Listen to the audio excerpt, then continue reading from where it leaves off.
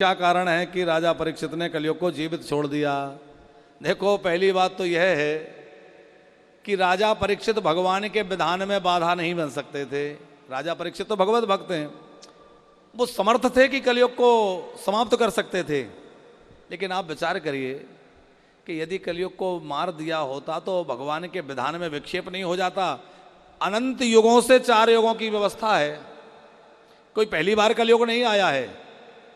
प्रत्येक मनवंतर में 71 बार कलयुग निकल जाता है, एक कल्प में 1000 बार कलयुग निकल जाता है। तो कलयुग नहीं रहेगा तो फिर प्रमाण बिगड़ जाएगा, मनवंतर पूरा नहीं होगा, कल्प पूरा नहीं होगा, तो वो क्रम बदल जाएगा। तो परीक्षित ऐसा कैसे कर सकते थे? भगवान का विधान बिगड़ जाता, ब्रह्मा जी की सृष्टि का क्रम बिगड़ जाता। देखो, जितनी वर्षा की आवश्यकता है उतनी ही गर्मी की आवश्यकता भी है।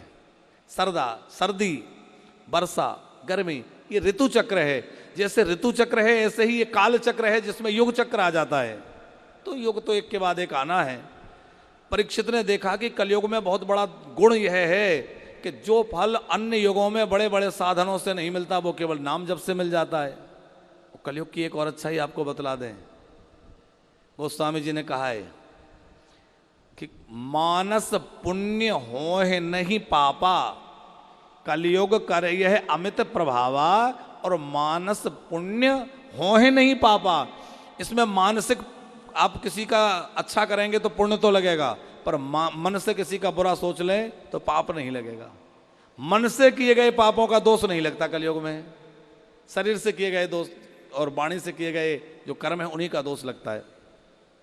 ये बात हम कथाओं में कभी कहते नहीं है, नहीं तो लोग कहेंगे महाराज जी कथा में कह रहे थे कि कलयुग में किसी का बुरा सोचो तो दोष नहीं लगता, तो लोग बुरा सोचने लगे। अब बुरा सोचोगे तो फिर कभी बुरा करने भी लग जाओगे, इसलिए बुरा सोचना नहीं है।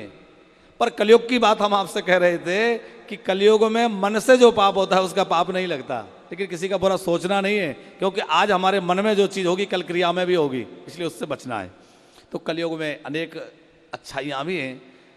कलयुग में भगवान बहुत जल्दी मिलते हैं अन्य युगों की अपेक्षा, इसलिए कलयुग को भगवान ने छोड़ दिया।